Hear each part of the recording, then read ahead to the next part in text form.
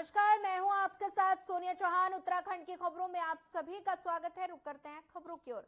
पश्चिम बंगाल में हाईकोर्ट द्वारा ओबीसी आरक्षण को लेकर दिए गए फैसले पर ममता बनर्जी ने विरोध जताया और उनके इस विरोध का असर उत्तराखंड में भी देखने को मिला। और साथ ही बीजेपी ओबीसी मोर्चा ने प्रेस क्लब में प्रेस कॉन्फ्रेंस कर कहा कि ममता बनर्जी एक संवैधानिक पद पर विराजमान है और उनके द्वारा कोर्ट की बात को नहीं मानने का बयान देना किसी भी रूप में सही नहीं। और साथ ही उत्तराखंड बीजेपी ओबीसी मोर्चे के प्रदेश प्रभारी चौधरी अजित सिंह ने कहा कि ममता बनर्जी ने पिछड़े वर्ग के आरक्षण के हक को मारने का काम किया और मोर्चा पूरे देश में इस मुद्दे को लेकर जाएगा और साथ ही ओबीसी समुदाय के लोगों को जागरूक करेगा।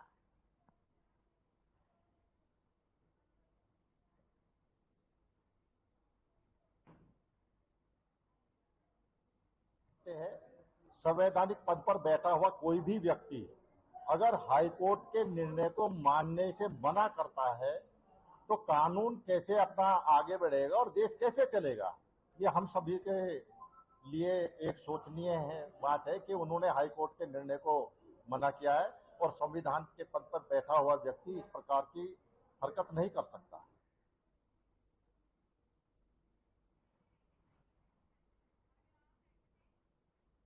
चलिए इस वक्त की आपको बड़ी खबर से रूबरू करवा देते हैं। बड़ी खबर हरिद्वार से। चारधाम यात्रा को लेकर पुलिस का एक्शन। फर्जी रजिस्ट्रेशन को लेकर पुलिस की छापेमारी।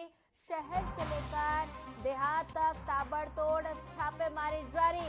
इस वक्त की बड़ी खबर आपके टेलीविजन स्क्रीन पर। फर्जी रजिस्ट्रेशन करने पर 8 मुकदमे दर्ज। मामले में महिला समेत 2 गिरफ्तार। ट्रैवल एजेंसी को लेकर CHC सेंटर तक रडार पर। इस वक्त की बड़ी खबर,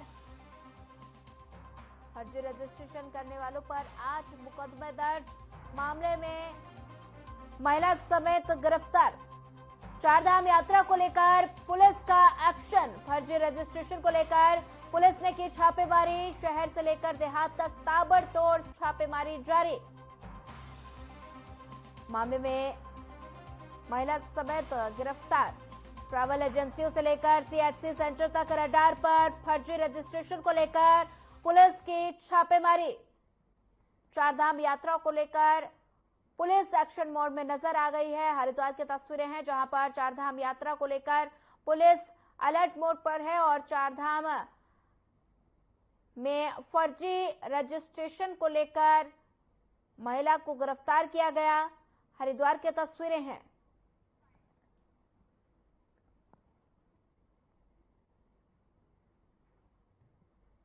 कंखल क्षेत्र में अलग अलग मामलों में कुल 8 अभियोग पंजीकृत किए गए हैं, जिसमें जो फर्जी रजिस्ट्रेशन या रजिस्ट्रेशन की डेट में एडिट करके डेट को चेंज करके कई लोगों के द्वारा यहाँ पर आके और अपना आगे की जो यात्रा है उसको करने का जो इनका प्रयास था उसको पुलिस के द्वारा रोका गया है। और उसमें पुलिस ने इसमें सख्त कार्रवाई करते हुए जितने जो हमारे ट्रैवल एजेंट्स हैं जो भी इसमें अभियोग में पाए गए हैं उनके खिलाफ सख्त कार्रवाई की है।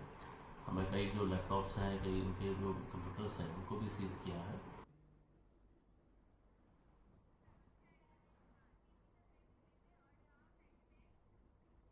चलिए एक और बड़ी खबर से रूबरू करवा देते हैं। बड़ी खबर इस वक्त के देहरादून से। मौसम विभाग का पूर्वानुमान जारी।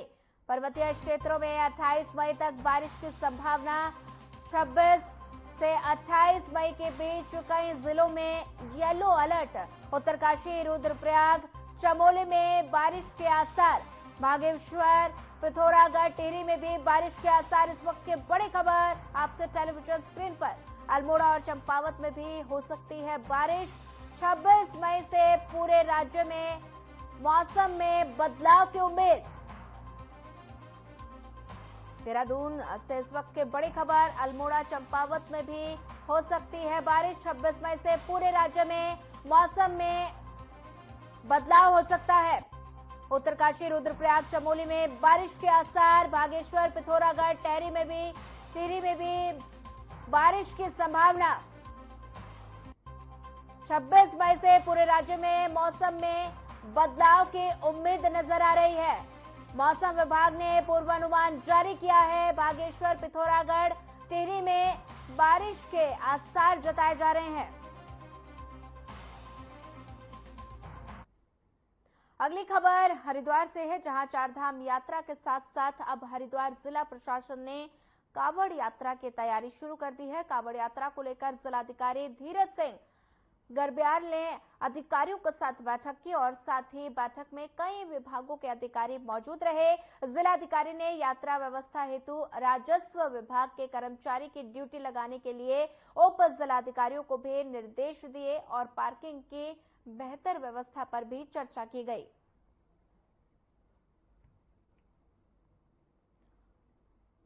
कावड़ यात्रा की तैयारी शुरू हो गई है और साथ ही हरिद्वार की तस्वीरें हैं, जहां पर जिलाधिकारी ने कावड़ यात्रा की तैयारी को लेकर एक बैठक की और साथ ही यात्रा व्यवस्था पर निर्देश भी दिए गए।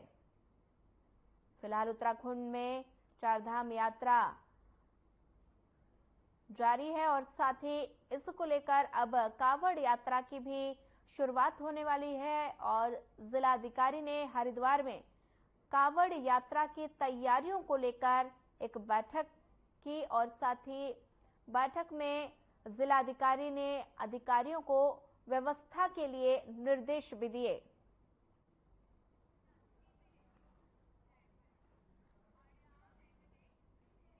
उत्तराखंड एसटीएफ ने साइबर क्राइम के जरिए धोखाधड़ी करने वाले गिरोह के 3 सदस्यों को राजस्थान से गिरफ्तार किया। उत्तराखंड में डिजिटल गिरफ्तारी प्रकरण में ये पहला मामला है और एसटीएफ के वरिष्ठ पुलिस अधीक्षक आयुष अग्रवाल ने बताया कि एक सीनियर सिटीजन के पास फोन आया था, जिसमें उन्होंने बताया कि उनके नाम से एक कोरियर कंपनी को पार्सल आया और साथ ही अवैध पासपोर्ट, क्रेडिट कार्ड आदि बरामद हुए। साइबर ठगों ने खुद को मुंबई क्राइम ब्रांच का ऑफिसर बताया और पीड़ित को डिजिटली गिरफ्तारी का डर दिखाकर बुजुर्ग से 1 करोड़ 13 लाख रुपए की ठगी की। जब बुजुर्ग ने खुद को ठगा सा महसूस किया तो इसकी शिकायत की और साथ ही जिसके बाद एसटीएफ ने एक टीम गठित कर कार्रवाई शुरू कर दी और राजस्थान से गिरोह के 3 सदस्यों को गिरफ्तार किया।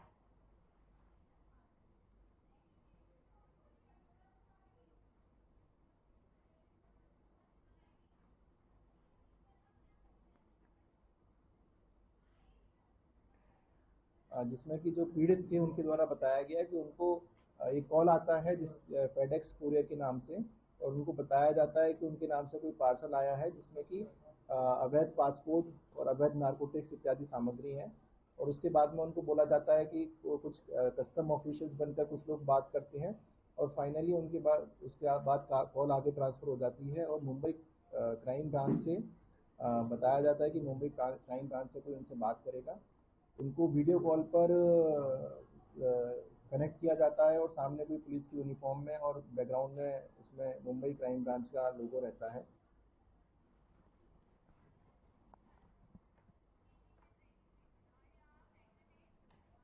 चलिए इस वक्त आपको बड़ी खबर से रूबरू करवा देते हैं। बड़ी खबर देहरादून से, मकानों को हटाने की तैयारी, हटाए जाएंगे रिसपना नदी किनारे बने मकान। इस वक्त की बड़ी खबर आपका टेलीविजन स्क्रीन पर।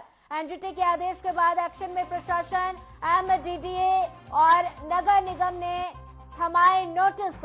एमडीडीए और ने 412 लोगों को थमाए नोटिस। नगर निगम ने 89 लोगों को दिए नोटिस। इस वक्त की बड़ी खबर, अहम जानकारी आपके टेलीविजन स्क्रीन पर। एनजीटी के आदेश के बाद एक्शन, एमडीडी और नगर निगम ने नोटिस थमाए। 412 लोगों को नोटिस थमाए गए। देहरादून में मकानों को हटाने की तैयारी, हटाए जाएंगे रिसपना नदी किनारे बने मकान। एनजीटी के आदेश के बाद एक्शन लिया गया।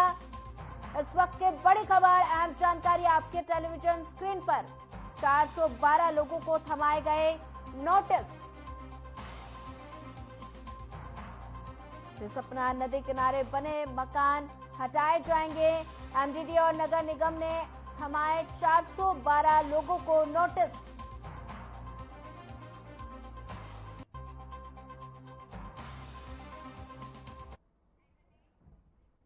उत्तराखंड में वन्य जीव तस्करों की दस्तक बढ़ती जा रही है। एसटीएफ ने संयुक्त ऑपरेशन चलाकर देवाल हॉस्पिटल तिहारे से 2 अंतर्राष्ट्रीय वन्य जीव तस्करों को गिरफ्तार किया, जिनके कब्जे से 4 भालुओं के पित्त की थैली बरामद की गई और इन पित्त की थैलियों का वजन 460 ग्राम बताया जा रहा है और बताया जा रहा है कि ये तस्कर भालू के पित्त की थैली को सुखाकर इसको अंतर्राष्ट्रीय बाजार में बेचने जा रहे थे और इन पित्त की थैलियों की कीमत अंतर्राष्ट्रीय बाजार में करीब 30 लाख रुपए बताई जा रही है।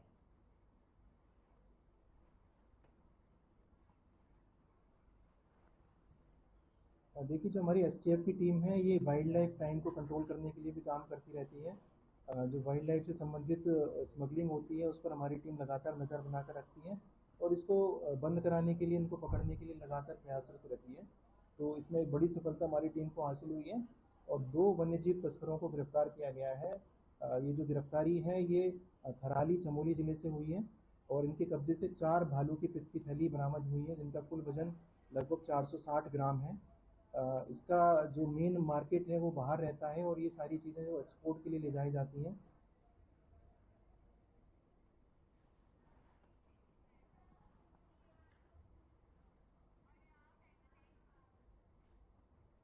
हरिद्वार के बहाराबाद औद्योगिक क्षेत्र में स्थित ट्रांसफार्मर बनाने वाली फैक्ट्री में भीषण आग लग गई और बताया जा रहा है कि आग उस समय लगी जब फैक्ट्री में निर्माण कार्य चल रहा था और अचानक आग लगने की खबर से हड़कंप मच गया।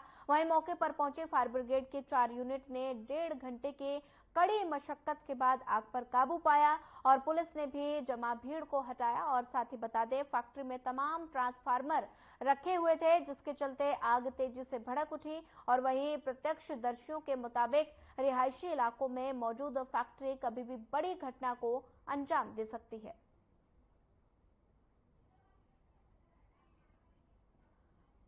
ट्रांसफार्मर बनाने वाली फैक्ट्री में भीषण आग लग गई। तस्वीरें हरिद्वार से हैं और साथ ही फैक्ट्री में आग उस समय लगी जब फैक्ट्री में निर्माण कार्य जारी था और वहीं मौके पर दमकल विभाग की टीम पहुंची। दमकल विभाग की टीम कड़ी मशक्कत के साथ आग पर काबू पाने का लगातार प्रयास कर रही है। तस्वीरें हरिद्वार से हैं, आप देख सकते हैं किस तरह से ट्रांसफार्मर बनाने वाले फैक्ट्री में भीषण आग लग गई। देखो, हमको सूचना मिलते ही मायापुर से हम पहला जो फायर टैंकर चला उसमें सवार होके आए और जितने यथाशीघ्र हम यहाँ पहुँचने की कोशिश करी। यहाँ आके देखा तो इसमें चारों तरफ से ये धुएं से घिर चुकी थी फैक्ट्री और शटर न खुलने के कारण थोड़ा सा विलम्ब हुआ, नहीं तो ये आग जो है और जल्दी बुझ जाती।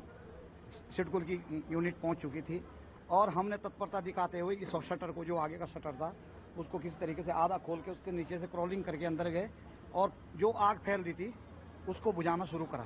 काहे की फैक्ट्री थी ये? इसमें वो जो बैटरी के जो वो बनते हैं ट्रांसफार्मर, छोटे ट्रांसफार्मर। नगर निगम भले ही शहर में नालों की साफ सफाई का काम चल रहा हो, लेकिन कई दुकानदारों ने नालों के ऊपर अतिक्रमण किया हुआ है, जिससे नगर निगम उन्हें हटाने की जहमत तक नहीं उठा पा रहा। और वहीं जिस दुकानदारों के बाहर अतिक्रमण दुकानों के बाहर अतिक्रमण किया गया था, उन्होंने दोबारा से अतिक्रमण कर दिया और जिसके बाजार से फिर से जाम की स्थिति उत्पन्न हो गई और साथ ही दुकानों के बाहर भी फुटकर दुकानों अपनी दुकानें लगा रखी हैं और मामले में नगर आयुक्त का कहना है कि अतिक्रमण करने वालों के खिलाफ सख्त से सख्त कार्रवाई की जाएगी।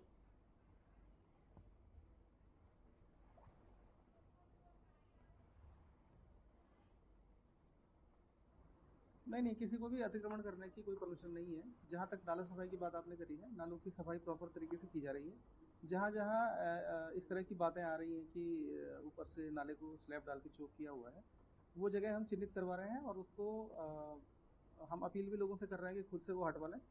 अन्यथा की स्थिति में अगर वो नहीं हटाएंगे तो हम लोग खुद से उसको हटा के और नाले को तो सफाई हर हाल में करवाएंगे।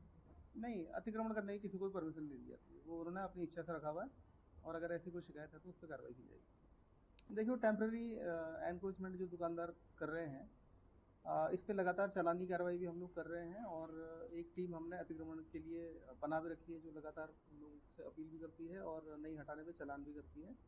भविष्य में इसको और ज़्यादा कठोर कार्रवाई के लिए हम लोग कोशिश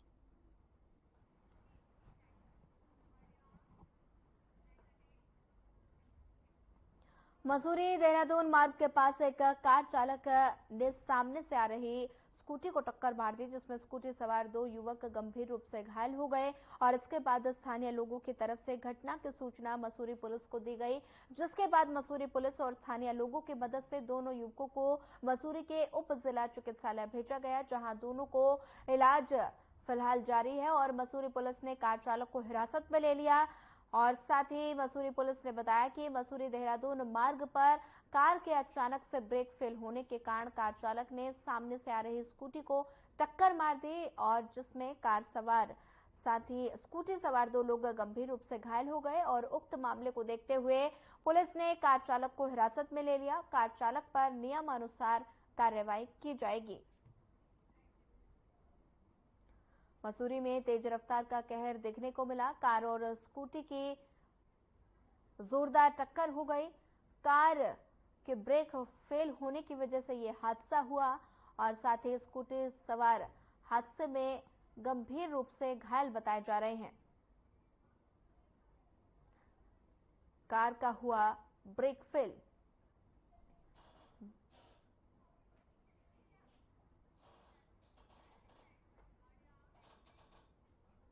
चारधाम यात्रा को शुरू हुए कुछ दिन हो चुके हैं, लेकिन यात्रियों की संख्या बढ़ने से चारों धामों में अव्यवस्थाएं फैली हुई हैं। लगातार मौत के आंकड़े भी सामने आ रहे हैं और ये तो चारधाम यात्रा के शुरुआती चरण ही हैं। ऐसे में लगातार मौत के आंकड़े आना गंभीर सवाल खड़े कर रहा है। तो वहीं दूसरी तरफ बीजेपी प्रदेश अध्यक्ष महेंद्र प्रसाद भट्ट का कहना है कि मुख्यमंत्री जब कहीं प्रदेश से बाहर जाते हैं तो वे हर दिन अधिकारियों से मॉनिटरिंग करते हैं और साथ ही उन्होंने कहा कि सरकार गुणात्मक पक्षों का हमेशा संज्ञान लेती है। सरकार ने चारों धामों के लिए सचिव स्तर के अधिकारियों को तैनात किया हुआ है और इसके अलावा जिलाधिकारियों से भी चारधाम यात्रा को लेकर बातचीत होती है और यात्रा व्यवस्था में जो तंत्र लगा हुआ है वो पूरी तरह से एक्टिव है।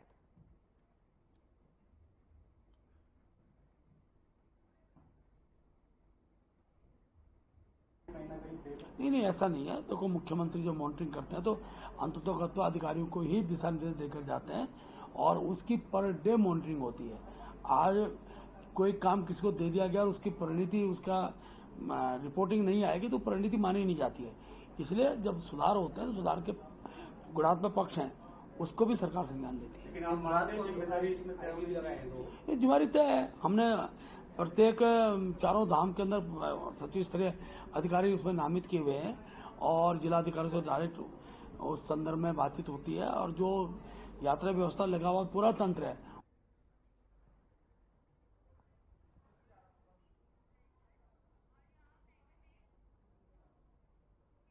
उत्तराखंड में लोकसभा चुनाव के परिणाम आने में कुछ ही दिन बाकी हैं और इसके बाद राज्य में नगर निकाय चुनाव की कसरत तेज हो जाएगी। ऐसे में बीजेपी हो या कांग्रेस, दोनों ही पार्टियां नगर निकाय चुनाव की तैयारियों में जुट चुकी हैं और साथ ही इस दौरान कांग्रेस के प्रदेश महामंत्री नवीन जोशी ने कहा कि हम पूरे देहरादून के अंदर लोगों के बीच जनसंवाद कर रहे हैं, कांग्रेस के लिए जन समर्थन की मांग कर रहे हैं और इसी के साथ उन्होंने कहा कि शहर के सभी 100 वार्ड में कांग्रेस के नेता और कार्यकर्ता जा रहे हैं। नवीन जोशी ने कहा कि भाजपा की तरफ से जो जुमले छोड़े गए वो वादे उन्होंने जनता से किए थे और वे कोई भी वादा धरातल पर उतरा हुआ नजर नहीं आ रहा और साथ ही युवाओं को रोजगार नहीं मिल पा रहा।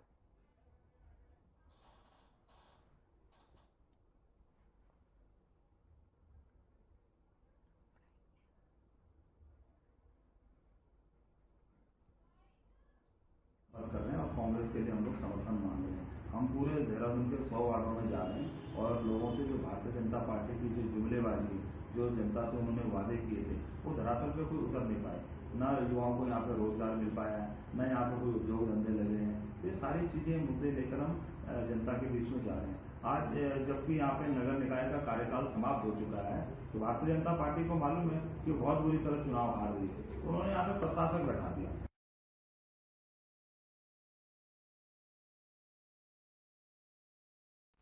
चारधाम यात्रा के दौरान युवाओं द्वारा रील बनाकर यात्रा में बाधा डालने पर पुलिस प्रशासन एक्शन मोड में नजर आ रहा है। आईजी गढ़वाल करण सिंह नगन्याल ने जानकारी देते हुए कहा कि पुलिस प्रशासन की तरफ से ऑपरेशन मर्यादा चलाया जा रहा है, जिसमें कोई भी व्यक्ति अनर्गल वीडियो बनाकर धामों की मर्यादा को ठेस पहुंचाने का प्रयास करेगा तो उसके खिलाफ कठोर कार्रवाई की जाएगी। और साथ ही उन्होंने कहा कि चारधाम जनपदों के सभी एसपी को निर्देशित किया गया कि अगर कोई भी यात्री आपत्तिजनक वीडियो या व्लॉग बनाता हुआ पाया जाता है तो उसके खिलाफ कार्रवाई होगी।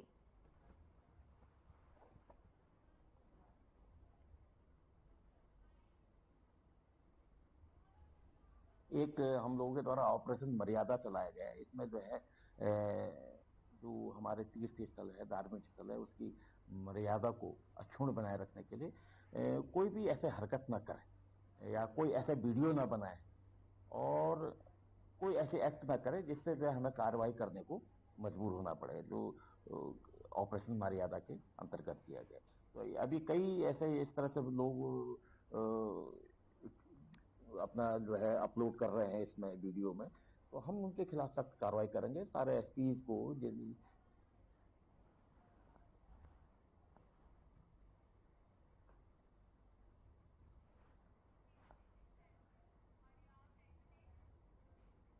दिनेशपुर क्षेत्र में शिव आरोग्य केंद्र पर आयुर्वेदिक की प्रतिबंधित दवाई रखने की शिकायत पर स्वास्थ्य विभाग ने छापेमारी की और स्वास्थ्य विभाग के अनुसार निर्देश दिनेशपुर क्षेत्र के शिव आरोग्य केंद्र पर आरोप लगाया गया कि पथरी के इलाज के लिए एक पेशेंट ने शिवा आरोग्य केंद्र से इलाज कराया था, लेकिन काफी पैसा खर्च करने के बावजूद भी ठीक नहीं हुआ।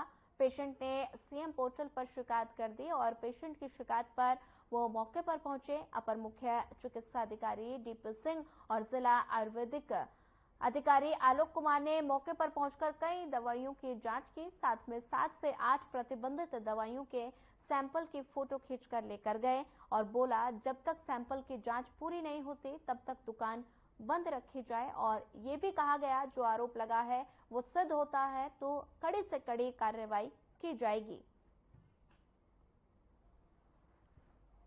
अभी हमारे वहाँ मुख्य चिकित्सा अधिकारी महोदय के कार्यालय में एक शिकायत प्राप्त हुई थी, तो सीएमओ साहब ने एक संयुक्त जांच समिति बनाई थी जिसमें मैं जिला आयुर्वेद अधिकारी डॉक्टर आलोक शुक्ला, हमारे CMO sir DP Singh sir और भी हमारे स्टाफ के साथ हमने एक निरीक्षण एक दिन और किया था। उस दिन यहाँ बंद था और आज पुनः इनसे मिला गया, इनकी जांच की गई, उसमें कुछ अनियमितताएं पाई गई हैं।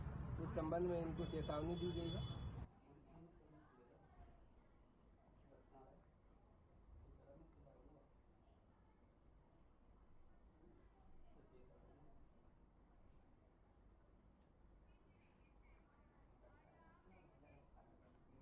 पौड़ी जनपद के श्रीनगर शहर में नरभक्षी गुलदार का आतंक बना हुआ है। इसी बीच शुक्रवार की सुबह को वन विभाग ने लगाए गए पिंजरे में एक गुलदार को कैद कर लिया और बीते कुछ दिनों से शहर में गुलदार का आतंक बना हुआ था। इस दौरान 2 बच्चों को भी उन्होंने अपना निवाला बनाया था और वन विभाग ने गुलदार को पकड़ने के लिए क्षेत्र में पिंजरे लगाए हुए थे। इसके बाद शुक्रवार को श्रीनगर ग्लास हाउस वाले रोड के पास लगाए गए पिंजरे में गुलदार कैद हो गया। गढ़वाल वन प्रभाग के डीएफओ स्वपन अनिरुद्ध ने बताया कि गुलदार को नागदेव रेंज पौड़ी लाया जा रहा है और मेडिकल के बाद अग्रिम कार्रवाई की जाएगी।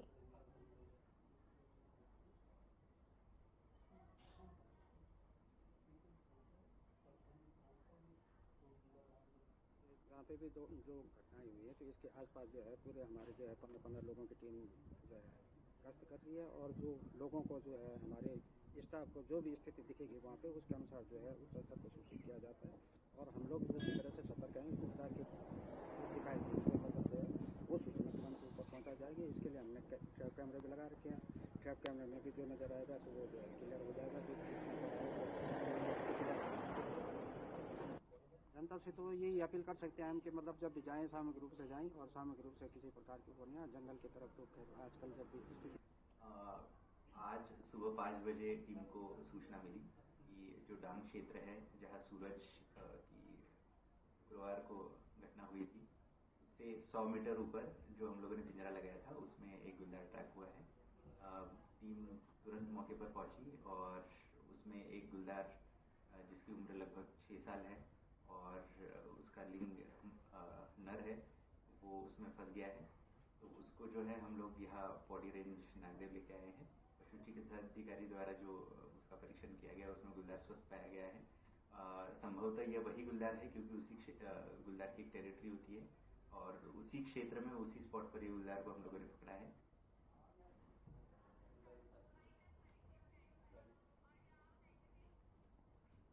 फिलहाल इस बुलेटिन में इतना ही। ज्यादा खबरों के लिए बने रहिए हमारे साथ। नमस्कार।